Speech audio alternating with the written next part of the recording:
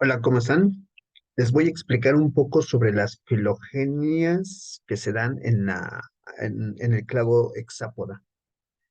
Recuerden que son filogenias y como tal son hipótesis. Por ende, estas pueden cambiar muy fuerte o muy poco. Todo depende de las investigaciones y técnicas que se lleven actualizando y que vayan surgiendo a través del tiempo. Esto con el fin de enrobustecer la filogenia que nosotros veamos. Bueno, hasta el 2023, esto es lo que nosotros podemos encontrar. En primer lugar, nosotros encontramos que los hexápodos forman parte del grupo Pancrustacea, es decir, un clado que está inmerso dentro de un clado mayor, que se llama crustácea. Por mucho tiempo se ha manejado que hexápoda es un grupo extremadamente cercano a Ramipedia. De hecho, existen filogenias del 2012, 13, 17, 18 y 19 donde esto se ve claramente. Sin embargo, junto a estos grupos o a este pequeño clado encontramos otros dos sumamente importantes. El primero es Branquiópoda, que se encuentra cerca de esta unión de Ramipedia con Hexápoda. Y el segundo es Copépoda, que aunque se salga, aún está presente dentro de la misma. Si podemos ver o pueden observar la primera filogenia que les mostré, se encuentra que Copépoda y Branquiópoda están cerca del grupo hexápoda. Bueno, simplemente es para que veamos dónde se queda o cómo se ha manejado por mucho tiempo esta filogenia. Sin embargo, en el 2022, es decir, apenas hace un año, eh, podemos observar este clado, este nuevo cladograma, donde podemos ver cómo los hexápoda se juntan o el grupo hermano o el grupo más cercano serían los copépodos. Es decir, bajo estas nuevas investigaciones que están realizando a través de marcadores moleculares, a través de morfologías, podemos encontrar un resultado previo sobre ciertos nodos en los cuales teníamos mucha discrepancia. Ahora, cuando se hace este estudio, en el caso de hexápodas se emplean dos organismos muy importantes. El primero, un díptero de nombre Drosophila melanogaster, que es el organismo clave en muchos estudios de genética que se han llevado a cabo por muchísimo tiempo. De igual forma, tomamos en cuenta a una especie de un clado basal dentro de los hexápoda, es decir, estamos hablando de una especie dentro de los colémbola. En este caso hablamos de Fulsomina cándida. Como ya les mencioné, es un grupo, una especie que se encuentra dentro de Colémbola. Afortunadamente, esta especie también es muy utilizada recurrentemente para hacer estudios de genética, de morfología, etcétera. Entonces, no estamos hablando de taxones que que se agarraron ocasionalmente. No, por el contrario, son dos taxones muy importantes para el estudio de genética, biología y ecología de sus propios grupos. Bueno, en el 2012 se utilizó o se ha estado utilizando esta filogenia dentro de todo el grupo hexápoda. Si pueden ver, en la parte superior tenemos a Pancrustacea, cómo abarca a los a crustácea junto con hexápoda. Bueno, dentro de los grupos basales de hexápoda, como tal, tenemos a tres, a colémbola, protura y diplura. La característica de estos tres grupos es que son entognatos, es decir, que la mandíbula se encuentra dentro de su masa cefálica. En la imagen que se encuentra del lado derecho, podemos ver una representación de la cabeza de un colémbolo y de forma punteada las mandíbulas de las mismas. Además, presenta mandíbulas monocóndilas, es decir, que solo presentan un cóndilo, un punto de anclaje dentro de la estructura oral. En la imagen inferior derecha es la cabeza de un diplura. De igual forma, podemos ver el palpo labial, la maxila, el labro, pero no podemos ver la mandíbula. Esto se debe a que, igual que en los colémbola, la mandíbula se encuentra inmersa en la masa cefálica. También es de señalar que estos organismos son apterigotos, es decir, nunca a lo largo de su ciclo evolutiva, es decir, desde que se tiene el registro fósil de ellos, que es desde el Devónico hasta la actualidad, nunca han presentado alas. Eso es como nosotros conocemos a los organismos apterigotos.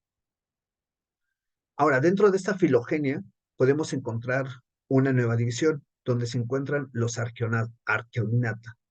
Arqueognata lo vamos a diferenciar porque a partir de este instante las mandíbulas ya están expuestas, es decir, ya son organismos, eh, ya son organismos ectognatos. Son organismos ectognatos, pero sus mandíbulas siguen siendo monocóndilas. Este organismo lo podemos ver en la imagen inferior, en el cual va a presentar ciertas características, principalmente el palpo, que el palpo maxilar es extremadamente largo. De hecho, tiene uno o dos artejos más que en el resto de todos los insectos.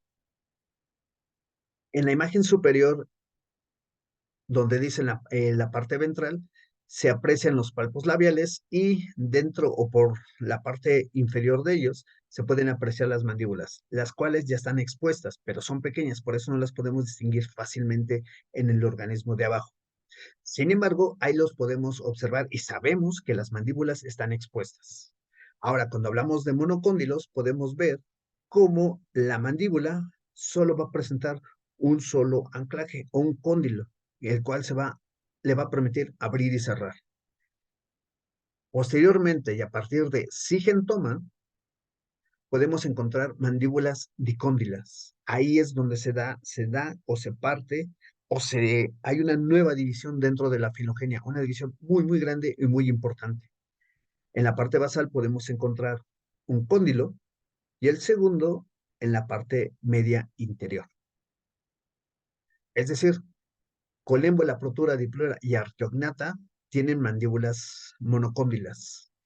Estos cuatro grupos más sigentoma son apterigotos, lo cual ya expliqué anteriormente. Ahora, a partir de aquí van a surgir las alas o van a aparecer las mismas, encontrando grupos muy, muy particulares y muy importantes que van a hacer diferencia con respecto a las alas o tipo de desarrollo, encontrando nuevos caracteres para poder separar esta filogenia. Primero vamos a hablar de Paleóptera, que serían la parte basal de la filogenia actual de organismos pterigotos, es decir, de aquellos que tienen alas. En este caso, tanto las alas 1 y las alas 2 son membranosas. Se reconocen como organismos paleópteros o del clado Paleóptera, que significa alas antiguas, y van a presentar un desarrollo de tipo hemimetábola, hemimetábola o hemimetábola blabdometábola. Los términos más usados sería hemimetábola. El siguiente, que sería blabdometábola, no se utiliza comúnmente. De hecho, se deja mucho de lado, que es lo mismo que va a ocurrir con la siguiente división que vamos a ver posteriormente, pero en este caso aquí lo dejamos. Ahora, una de las características principales de estos organismos es que sus alas no pueden plegarse sobre la parte dorsal del abdomen. Esto se debe por diferentes características, pero principalmente por la forma y posición de las coxas donde se están anclando las alas de estos organismos, ya que pueden ser más anchas, más largas o simplemente el ángulo de anclaje es muy diferente, impidiendo o no permitiendo que estas alas se apoyen sobre la parte dorsal del abdomen, como se había comentado anteriormente. En los círculos se puede ver perfectamente cómo se da el anclaje de las alas y la posición de las coxas con respecto al organismo y las alas para poder apreciar que esto no se puede, no puede de forma natural. Muy diferente al siguiente grupo, que sería el grupo de los Neoptera, es decir, alas nuevas. Y como podemos ver en esta imagen de este díptero, las alas quedan perfectamente sobrepuestas en la parte dorsal del abdomen. Ahora, dentro del grupo Neoptera podemos encontrar tres clados bien representados. Uno de ellos no tan natural, pero está bien presentado, que sería Polinioptera. El segundo sería Paranoptera o Acercaria, y el tercero sería Holometábola. Bueno, Polinioptera nos habla o hacemos referencia a aquellos grupos que antiguamente los anclaban todos o juntábamos a todos ellos con el grupo de los ortopteroides, el cual ya es un clado totalmente artificial, ya no es natural. Dentro de estos grupos podemos encontrar a Ortóptera, que serían los grillos, Phasmatodea, que serían los insectos palo, Enbióptera, Grilloblatodea, Mantophasmatodea, Plecóptera, que serían las moscas de las rocas, Dermáptera, que serían las tijeretas, Zoráptera, Mantodea, que serían las mantis, Blatodea, donde se encuentran las cucarachas, e Isóptera, donde se encuentran las termitas. De las características de Polinioptera, encontramos que las alas 1 pueden ser membranosas, en forma de termina, pueden ser algo parecido a un elitro por estar altamente esclerotizada, como en el caso de los dermápteros, y en algunos casos podemos encontrar especies o pequeños clados ápteros. Las alas 2, estas son membranosas o ápteras. El abdomen siempre va a presentar cercos terminales, un par de cercos terminales. Esta es una característica sustancial de todo este clado. Una vez más, no es natural como nos muestra en la filogenia, hay pequeñas diferencias que se ven actualmente, que lo podremos ver en otra grabación. Y el tipo de desarrollo es hemimetábola, paurometábola. Ya les he comentado que igual con hemimetábola, en el clado de Paleóptera, el término paurometábola se está dejando de usar y ya estamos englobando tanto a Paleóptera como a Polinioptera como un tipo de desarrollo de mimetábola. Bueno, en este insecto palo podemos ver las dos alas. La primera que es de tipo termina y la segunda es membranosa con forma de abanico. En este segundo podemos ver un grillo donde tenemos, es una hembra adulta con alas micrópteras, es decir, alas pequeñas. Sabemos que es una hembra porque en el centro o en la parte posterior central se aprecia perfectamente el ovopositor bien desarrollado. Y lo importante de esta imagen es observar los dos cercos o el par de cercos que se encuentran en la parte final del abdomen. De igual forma, en las imágenes que acaban de aparecer, podemos observar a Dermáptera con el primer par de alas, con lo que algunos autores lo denominan como elitros, y el segundo par de alas que son membranosas, de igual forma en forma de abanico, y un par de cercos terminales en forma de pinzas. En la parte inferior vemos un organismo denominado Enbióptera, en el cual es una hembra, es áptera y tiene un par de cercos terminales. Y a partir de aquí nos movemos hacia otro grupo, este sí es natural, que le denominamos Paraneoptera o Acercaria. Bueno, Acercaria, Paraneoptera y algunos autores le dominan grupo hemipteroide, los tres son válidos. El más usado actualmente es Acercaria, pero los tres son válidos. Va a presentar ciertas características bien definidas. Bueno, dentro de ese grupo podemos encontrar a los socódidos o Socóptera, junto con Tiráptera o los piojos, Tisanóptera o Trips y Hemíptera, donde aquí es un grupo bastante complejo, ya que tenemos una gran cantidad de grupos de una gran cantidad de formas. Para algunos autores es un grupo artificial, para otros es un grupo natural. En este momento lo vamos a tomar como un grupo natural. Bueno, de las características de este clado natural, podemos observar que las alas 1 pueden ser membranosas, en forma de mielitros o pueden ser organismos ápteros. Y las alas 2 pueden ser membranosas o ápteros. Importante, el abdomen nunca va a presentar cercos terminales, a diferencia de Polinioptera, que ahí sí se observan los cercos terminales. Además, el tipo de desarrollo, igual que en Polineoptera, es parometábola y en algunos casos de algunas especies de hemípteros y algunos tisanópteros y ocasionalmente alguna especie de Socóptera presentan un desarrollo o una fase muy parecida a una pupa. Por eso es que algunos autores les denominan holometábola. Incluso por ello, y se pueden observar en la filogenia, se encuentra estrechamente relacionado con los holometábolos. Bueno, ya en las imágenes podemos ver una chinche, un pentatómide, donde se aprecian perfectamente las alas, cómo se posan sobre la parte dorsal del abdomen, y podemos observar el ala 1, que es un hemielitro, donde la mitad es esclerotizada y la segunda parte o la segunda mitad es membranosa. Del lado derecho podemos ver un periquito, como así se le conoce comúnmente, es un homóptero donde el ala 1 es membranosa. La estructura que se puede observar en el organismo en la parte dorsal o sobre la parte dorsal es el protórax que se extiende y se modifica. No es un ala, no es una estructura dentro de estas dos de ala 1 o ala 2. Es una ornamentación para defensa o para otras cosas que vamos a ver posteriormente. Bueno, en estas nuevas imágenes podemos observar otro pentatómide, donde se ve claramente su ala, como la mitad se ve en forma de élitro y la segunda mitad en forma membranosa. Además, esta hembra está cuidando o tiene un cuidado parental de sus crías, las cuales, como pueden observar, no tiene alas y si ven claramente tanto las crías, que serían los inmaduros, como en la adulta, no presenta cercos. Una vez más, el carácter esencial de este grupo. En la parte derecha podemos ver un tiráptera, un piojo, que de igual forma no se le pueden ver, o más bien, no tienen los cercos terminales. Y ya finalmente podemos encontrar al grupo de holometábola.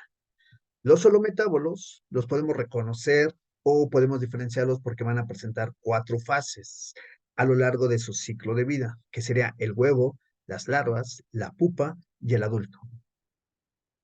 Dentro de estos grupos podemos encontrar a Hymenoptera, Stresiptera, Coleoptera, Neuroptera, Megaloptera, Raphidioptera, Trichoptera, Lepidoptera, Diptera, Siphonaptera y Mecoptera.